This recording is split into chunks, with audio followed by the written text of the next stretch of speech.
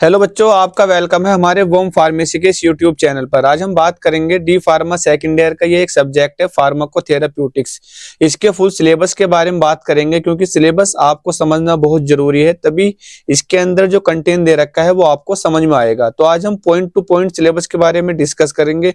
Full syllabus को एक ही video में हम कवर करेंगे क्योंकि फार्माकोथेराप्यूटिक्स का सिलेबस बहुत कम है लेकिन उसके अंदर जो कंटेंट है वो बहुत ज्यादा है। ठीक है, तो हम चलते हैं बच्चों अपने सिलेबस की तरफ। तो बच्चों ये है आपका चैप्टर नंबर 1। ये चैप्टर नंबर 1 है। इसमें क्या पूछा है कि फार्माको थेराप्यूटिक्स, ठीक है, उसके इंट्रोडक्शन की बात करेंगे, उसके स्कोप की बात करेंगे एंड उसके ऑब्जेक्टिव की बात करेंगे।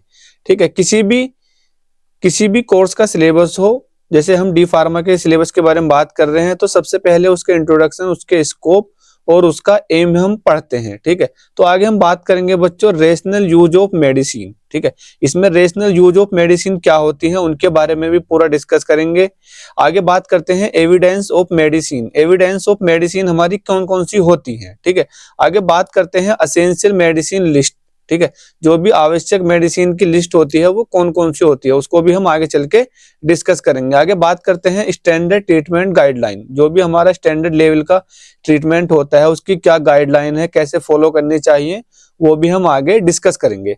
आगे हम बात करते हैं बच्चों चैप्टर नंबर जो 2 है, ठीक है, वो पूरा सिलेबस कवर करता है। उसमें बात करते हैं हम डेफिनेशन, इटियोपैथोजेनेसिस, क्लिनिकल मैन्युफैक्चरेशन यानी कि सिम्टम्स, नॉन फार्माकोलॉजिकल मैनेजमेंट, ठीक है, and pharmacological management of the disease associated with, यानी कि ये आपकी जो नीचे हमारी डिजीज दे रखी हैं सारी की सारी, ठीक है, cardiovascular system, respiratory system, endocrine system, यानी कि ये जो सारे सिस्टम दे रखे हैं इनके अंदर कौन कौन सी हमारी डिजीज है, उन सब डिजीज का हमें क्या लिखना है।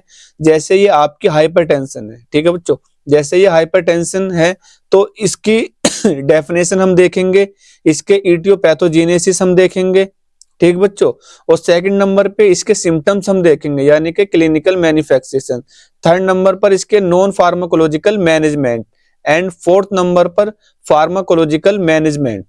ठीक है, तो हर सिस्टम के अंदर जो हर सिस्टम दिया है ये, जैसे कार्डियोवास्कुलर सिस्टम, उनके अंदर जितनी भी डिजीज दी हैं जैसे hypertension, angina, myocardial infarction, hyperlipidaemia, congestive heart failure, तो कार्डियोवास्कुलर सिस्टम के अंदर ये 1 2 3 4 6 आपके दी है। तो इन सब के बारे में हमें ये 4 चीज पढ़नी है।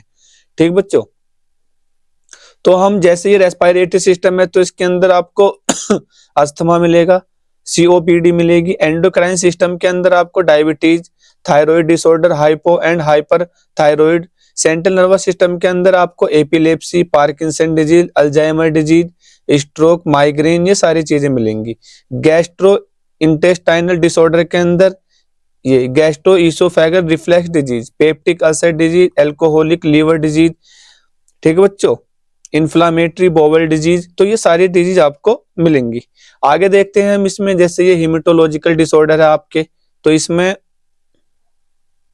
तो बच्चों इसमें क्या है आपका, ये पूरा एक पार्ट दे रखा है। तो इसमें आयरन डिफिशियंसी क्या होती है, ठीक है ना, मेगलोब्लास्टिक एनीमिया क्या होता है। आगे हम देखते हैं इन्फेक्शन डिजीज, ठीक है ना, तो आपके इसके अंदर tuberculosis, pneumonia, urinary track infection, ठीक है, हेपेटाइटिस आगे आपका मलेरिया, एचआईवी, ठीक है, ये आपकी सारी की सारी जो वायरल डिजीज है आपकी, या ये जो आपके मस्कुलो स्केलेटल डिसऑर्डर है आपके, डर्मेटोलॉजी, तो ये सारी की सारी क्या है आपकी, ये क्लास है और इनके अंदर ये आपकी डिजीज दे रखी है, रोमेटोइड अर्थराइटिस। ठीक है बच्चों, तो इन सब डिजीज के बारे में हमें क्या देखना है, इन सब डिजीज के बारे में हमें आपको एक बार फिर बता दूं मैं। एक तो इनकी इटियोपैथोजेनेसिस, ठीक है बच्चों, दूसरे नंबर पे सिम्टम्स, क्लिनिकल मैन्युफैक्चरेशन, थर्ड नंबर पे नॉन फार्माकोलॉजिकल मैनेजमेंट और फोर्थ नंबर पे फार्माकोलॉजिकल मैनेजमेंट। ठीक है, तो ये चारों चीजें हमें इन सभी क्लास की डिजीज के बारे में हमें डिस्कस करना है। तो कुछ इंपॉर्टेंट डिजीज मैंने आपके लिए यहाँ निकाली है तो उन्हें हम डिस्कस करते हैं। जैसे बच्चों सबसे पहले तो हम यही समझेंगे कि हमारा जो फार्माकोथेराप्यूटिक्स होता है ये क्या होता है। फार्माकोथेराप्यूटिक्स, या जो आप ये सिलेबस के अंदर जो ये फार्माकोथेराप्यूटिक्स जो बुक है इसके अंदर आप क्या स्टडी करोगे, तो फार्माकोथेराप्यूटिक्स फार्मेसी की या फार्माकोलॉजी की वह ब्रांच होती है जिसमें ड्रग्स, ठीक है, जिसमें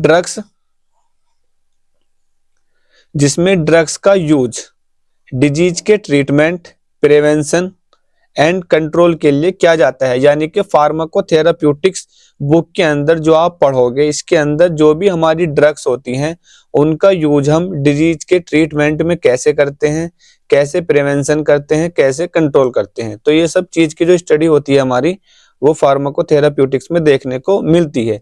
आगे हम इसमें यह भी स्टडी करते हैं कि कौन सी ड्रग, है ना, किस डिजीज में, किस डोज में, किस पेशेंट के लिए सेफ एंड इफेक्टिव है क्या नहीं, तो ये भी हम देखते हैं। यानी कि इस सब्जेक्ट के अंदर हम ये भी स्टडी करते हैं कि हमारी जो ड्रग होती है वो किस डिजीज में देनी चाहिए, कितने mg में देनी चाहिए और किस पेशेंट को हमें देनी चाहिए। तो ये भी हम सब चीज की जो स्टडी करते हैं वो इसी बुक के अंदर करते हैं। आगे साथ ही में फार्माकोथेराप्यूटिक्स में routes of administration, duration of therapy, ठीक है, side effect, contraindication, drug interaction का भी ध्यान हम रखते हैं, ताकि जो हमारा पेशेंट है उसे ज्यादा से ज्यादा हमें बेनिफिट मिल सके, यानी कि उसे अच्छी से अच्छी रिकवरी आ सके और जो रिस्क है हमारी ड्रग का वो कम से कम हो। तो इन सब चीजों का जो हम ख्याल रखते हैं, जो स्टडी करते हैं हम, तो वो है आपका फार्माकोथेराप्यूटिक्स। आगे हम बात करते हैं बच्चों इसी की, हमने एक डिजीज ली है कि हाइपरटेंशन क्या होता है। तो इस हाइपरटेंशन के बारे में हम स्टडी करते हैं कि सबसे पहले हम इसकी डेफिनेशन देखेंगे। तो डेफिनेशन क्या है? हाइपरटेंशन वह कंडीशन होती है जिसमें हमारा जो ब्लड प्रेशर होता है वो नॉर्मल लेवल से लगातार ज्यादा आने लगता है। यानी कि नॉर्मल रेंज क्या होती है हमारी, सिस्टोलिक की 120 होती है, इसे लिख लेते हैं हम, और डायसिस्टोलिक होता है हमारा 120। ठीक है बच्चों, जो भी हमारा ब्लड प्रेशर होता है तो नॉर्मल कितना होता है वो 120 से 80। अगर ये रेंज हमारी ज्यादा बढ़ के आने लगे, यानी कि 140 से 90, ठीक है, और ये हमारी बार बार मेजर करने पर कितनी आ रही है, मापने पर 140 से 90, अगर बार बार यही कंडीशन आ रही है तब हम उसको बोलेंगे कि अब ये हाइपरटेंशन का पेशेंट है।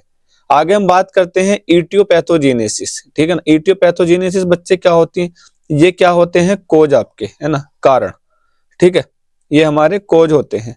तो कोज क्या क्या होते हैं आपके, हाइपरटेंशन बनने में कई फैक्टर्स रोल प्ले करते हैं, यानी कि बहुत सारे इसके कोज होते हैं। तो फर्स्ट क्या होता है, इंक्रीज कार्डियक आउटपुट, जो आपका कार्डियक आउटपुट है, ठीक है, जो हमारा ये हार्ट पंप कर रहा है ये ज्यादा आउटपुट कर रहा है, ठीक है, तो जिसमें हार्ट ज्यादा फोर्स से ब्लड को पंप करता है, इससे आर्टरीज में प्रेशर बढ़ जाता है, ठीक है। हार्ट हमारा अगर ज्यादा पंप करेगा तो इसके अंदर से जो ब्लड बाहर जा रहा है वो क्या होगा, हमारा ज्यादा पास होगा, ठीक है, तो इससे हमारा प्रेशर बढ़ेगा हार्ट का। तो ये भी एक रीजन है हमारे हाइपरटेंशन का। आगे हम बात करते हैं,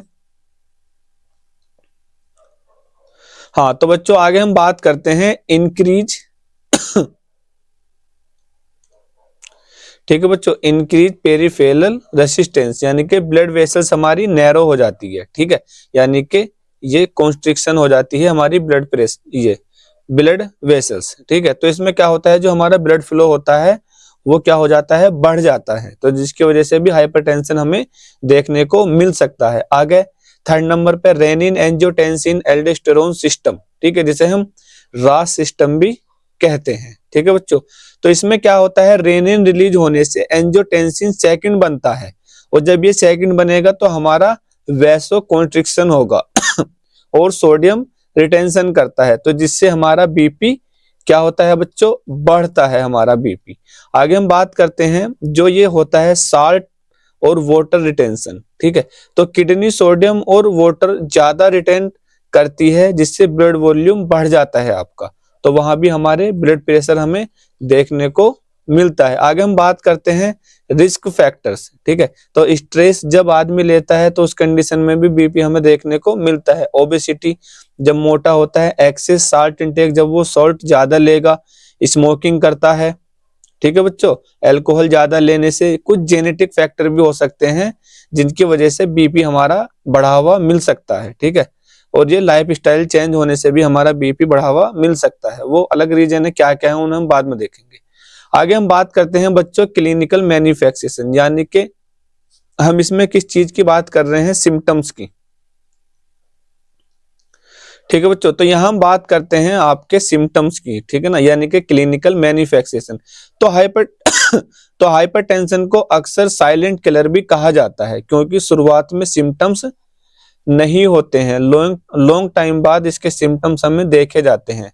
तो ये क्या होता है, इसीलिए क्योंकि स्टार्टिंग में इसका कोई सिम्टम्स नहीं आता है ना, जब ये ऑटोमेटिक अंदर काफी दिनों से बन जाता है तो तब हमें ये देखने को मिलता है कि बीपी बढ़ गया एकदम, है ना, लेकिन वो कंडीशन काफी दिनों पहले स्टार्ट हो चुकी थी, तो इसीलिए इसे साइलेंट किलर के नाम से भी हम जानते हैं। ठीक है, तो ये आपके हो सकते हैं हमारे headache, dizziness, palpitation, blurred vision, fatigue, nose bleeding, तो ये सारे हमारे इसके सिम्टम्स हो सकते हैं बच्चों। आगे हम बात करते हैं नॉन फार्माकोलॉजिकल मैनेजमेंट।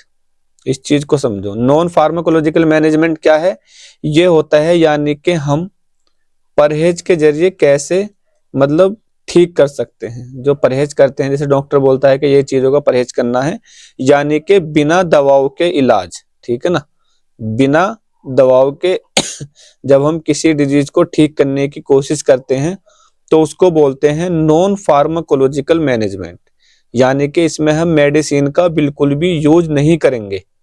तो क्या क्या कर सकते हैं, लाइफ स्टाइल को चेंज कर सकते हैं, डेली एक्सरसाइज कर सकते हैं, ठीक है ना, वेट को कम कर सकते हैं, जो हमारी डाइटरी चेंज होती है, साल्ट को कम ले सकते हैं, लो फैट खाना ले सकते हैं, हम फ्रूट वेजिटेबल का ज्यादा यूज कर सकते हैं, और जो हमारे हार्मफुल सब्सटेंस होते हैं उनको अवॉइड करना है, स्मोकिंग नहीं करनी है, अल्कोहल को नहीं कंज्यूम करना है, स्ट्रेस कंट्रोल करना है, यानी कि मेडिटेशन करनी है, ठीक है ना, रिलैक्सेशन, प्रॉपर नींद लेनी है।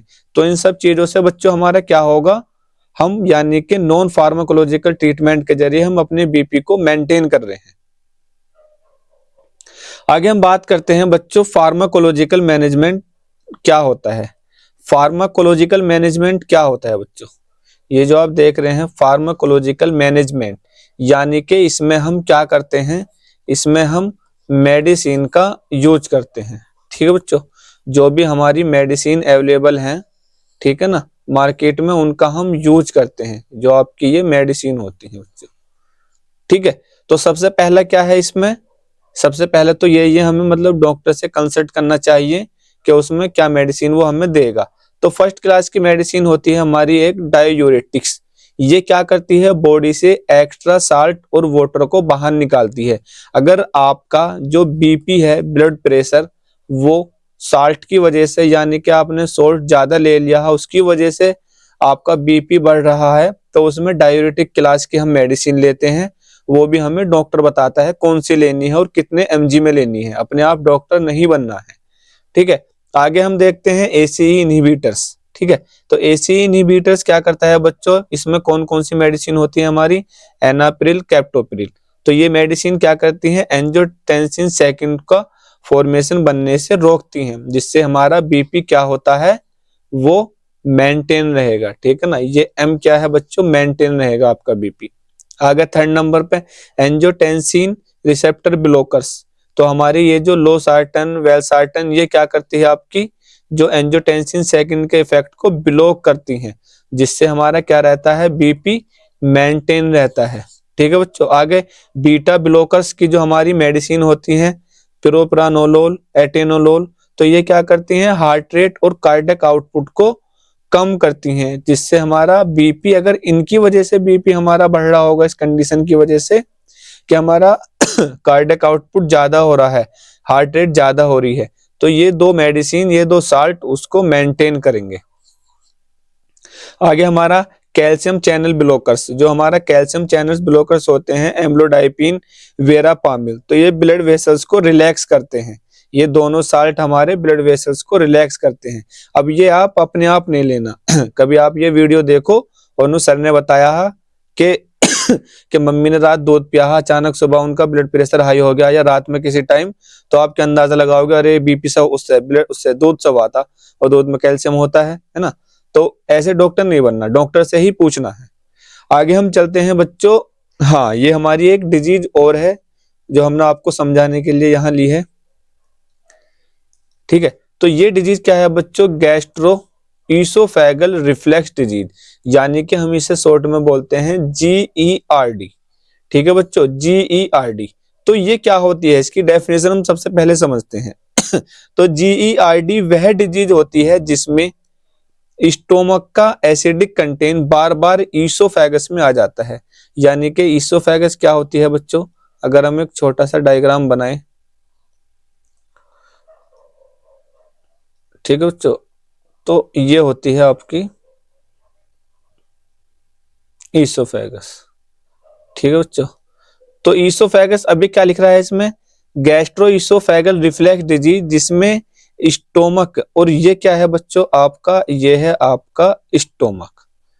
ठीक है, ये आपका स्टोमक है। अब इसमें क्या होता है, स्टोमक में HCl रहता है आपका, यानी कि एसिड रहता है। तो ये क्या होता है, ये बार बार आपका इसमें आ जाता है, इसके अंदर, है ना। ये आपका क्या है बच्चों, ईसोफेगल। ठीक है ना, ये आपका ईसोफेगल है, ये आपका क्या है, ये ईसोफेगस है, तो इसके अंदर आ जाता है। ठीक है, तो जिससे ईसोफेगस की लाइनिंग इरिटेट और डैमेज हो जाती है। ये जो ईसोफेगस की जो लाइनिंग होती है ना अंदर की, ये क्या हो जाती है, ये डैमेज होने लगती है। ठीक है ना, तो ये दिक्कत हो जाती है हमारे GERD की। यह रिफ्लेक्स लोअर ईसोफेगल स्फिंक्टर के वीक होने से होता है। यानी कि हमारा जो ये पोर्शन आप देख रहे हो, तो ये होता है स्फिंक्टर। ठीक है ना, तो ये स्फिंक्टर क्या होता है, ये क्लोज रहता है, तो एसिड इसके अंदर ही रहता है भरा हुआ, ऊपर नहीं जाता। लेकिन जब ये हमारा वीक हो जाता है तो एसिड हमारा ऊपर की तरफ जाता है, तो तब ये डिजीज हमारी क्रिएट होती है, तब ये कंडीशन हमारी क्रिएट होती है GERD की। आगे हम बात करते हैं बच्चों इसके इटियोपैथोजेनेसिस। ठीक है ना, इटियोपैथोजेनेसिस की अगर हम बात करें तो इसके बहुत सारे कोज होते हैं हमारे। तो फर्स्ट क्या है हमारा, LES, यानी कि ये लोअर ईसोफेगल स्फिंक्टर। ठीक है बच्चों, लोअर ईसोफेगस स्फिंक्टर। तो ये क्या हो जाता है, ये हमारा नॉर्मली ये है टाइट रहता है, लेकिन लेकिन क्या होता है, एसिड रिफ्लेक्स ईसोफेगल में क्या हो जाता है, ये हमारा वीक हो जाता है। ठीक है ना, ये GERD में LES हमारा वीक हो जाता है, यानी कि ये हमारा वीक हो जाता है। ठीक है बच्चों, ये हमारा वीक हो जाता है, तब हमारे LES डिसफंक्शन हमने इसे बोला है। आगे हम बात करते हैं, और इसमें क्या होता है, एसिड रिफ्लेक्स होकर हमारा ईसोफेगस में चला जाता है, यानी कि ऊपर चला जाता है। आगे हम बात करते हैं इंक्रीज गैस्ट्रिक एसिड सेक्रेशन, यानी कि एसिड का सेक्रेशन हमारा ज्यादा हो जाता है, कहाँ, स्टोमक के अंदर। तो एसिड ज्यादा बनता है, तो ज्यादा बनने की वजह से क्या होता है, हमारा ऊपर जा सकता है। ठीक है, डिलेड गैस्ट्रिक एम्पिटी, यानी कि हमारा जो स्टोमक होता है वो काफी समय बाद हमारा खाली होता है। ठीक है, इसके अंदर जो खाना होता है वो नीचे की तरफ जल्दी से नहीं जाता, तो इससे इसमें क्या चांस रहते हैं, आपके एसिड ऊपर की तरफ जाने के चांस रहते हैं, जो भी खाना इसके अंदर होता है। अब वो कैसा होता है, एसिडिक नेचर का। आगे हम बात करते हैं, ठीक है ना, अदर फैक्टर की। तो ओबेसिटी, प्रेगनेंसी, स्मोकिंग, एल्कोहल, ठीक है ना, स्पाइसी खाना खाने से हमारा हर्निया, और non steroidal anti inflammatory drug का लंबे समय तक यूज करने से भी हमारा यह हमें GERD की प्रॉब्लम देखी गई है। आगे हम बात करते हैं बच्चों इसके सिम्टम्स की। ठीक है ना, सिम्टम्स की अगर हम बात करें इसके,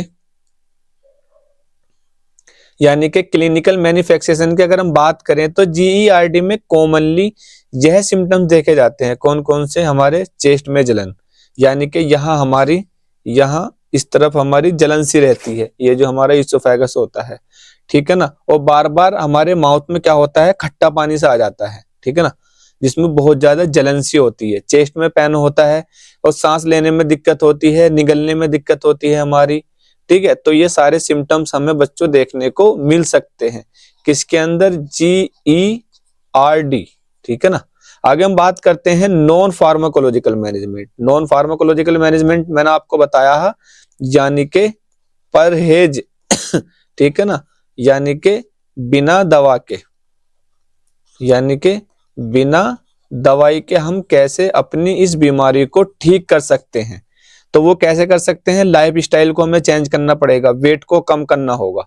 ठीक है बच्चों, वेट को कम करना होगा, टाइट क्लोथ अवॉइड करना होंगे, यानी कि हमें टाइट कपड़े नहीं पहनने हैं, ठीक है, उसको हमें अवॉइड करना है, ज्यादा टाइट कपड़े नहीं पहनने हैं, डाइटरी हमें चेंज करनी है ना, स्पाइसी फूड को हमें बिल्कुल छोड़ना है, फैटी चीजों को कम करना है, ठीक है ना, एसिडिक फूड को बिल्कुल अवॉइड करना है, टी कॉफी चॉकलेट कम खाने हैं, ठीक है ना, तो इन सब चीजों को हमें कम करने हैं।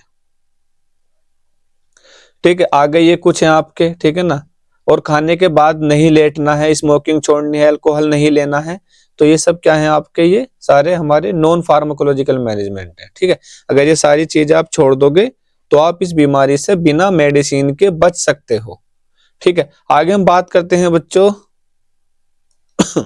आगे हम बात करते हैं फार्माकोलॉजिकल मैनेजमेंट। ठीक है ना, यानी कि मेडिसिन के जरिए हम कैसे ठीक होते हैं। ठीक है ना, यानी कि हम इसमें मेडिसिन का यूज कर रहे हैं। तो सबसे पहले एंटासिड होती है हमारी, जिसमें हमारे साल्ट होते हैं एल्यूमिनियम हाइड्रोक्साइड या मैग्नीशियम हाइड्रोक्साइड। तो ये क्या करते हैं, ये आपके एसिड को न्यूट्रलाइज करते हैं। ठीक है, जो भी आपका इस स्टोमक के अंदर एसिड होता है उसको न्यूट्रलाइज करते हैं। आगे H2 रिसेप्टर ब्लॉकर्स, ठीक है ना, H2 रिसेप्टर ब्लॉकर्स क्या करते हैं, आपके ये दो होते हैं रेंटिडीन और फेमोटिडीन। ये क्या करते हैं, एसिड के सेक्रेशन को कम करते हैं, यानी कि इसके अंदर जो ये एसिड बनना है तो इसे ये बनने ही नहीं देंगे इसके अंदर। प्रोटोन पंप इनहिबिटर, ये कौन कौन से होते हैं हमारे, ओमेप्राजोल पेंटाप्राजोल। तो ये क्या करते हैं, ये गैस्ट्रिक एसिड सेक्रेशन को हमारे स्ट्रोंगली इनहिबिट करते हैं, एकदम ये जो एसिड बन गया है इसको खत्म कर देंगे एकदम, है ना। ठीक है आगे हम बात करते हैं GERD को फर्स्ट लाइन थेरेपी मानी जाती है। ठीक है, ये प्रोकाइनेटिक एजेंट मेटोक्लोप्रोमाइड डोमपेरिडोन, ठीक है ना, गैस्ट्रिक एम्पिटी इंप्रूव करते हैं, यानी कि हमारा जो स्टोमक है ये, इसके अंदर अगर हमारा खाना है तो वो एसिडिक नेचर का है तो वो सब नीचे आ जाएगा एकदम, यानी कि हमारा आंतों में चला जाएगा, यानी कि स्टोमक को वो खाली करते हैं। कौन कौन सी, ये मेटोक्लोप्रोमाइड जो पेरिनॉर्म के नाम से मार्केट में आती है, और ये हमारे। ठीक है, आगे हम चलते हैं बच्चों, ये हमने एक डिजीज और ली है आपकी। ठीक है, एक डिजीज हमने और ली है, वो है बच्चों आपकी अस्थमा। तो ये रेस्पिरेटरी सिस्टम की डिजीज है हमारी अस्थमा, तो इसको भी हम यहाँ समझते हैं। तो अस्थमा क्या होता है, अस्थमा एक क्रोनिक इन्फ्लामेटरी डिजीज होती है जिसमें लंग्स की एयरवे, ठीक है ना, हम एक डायग्राम बना लेते हैं उससे और अच्छा समझ में आएगा।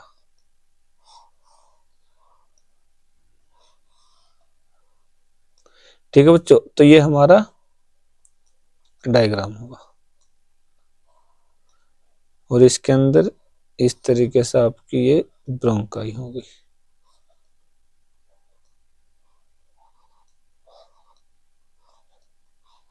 ठीक है बच्चों, तो इसमें क्या होता है, जो लंग्स की एयरवे होती है यानी कि ब्रोंकाई, तो हमारी ये जो ब्रोंकाई है ये, ठीक है ना, ये क्या होती है हमारी ब्रोंकाई।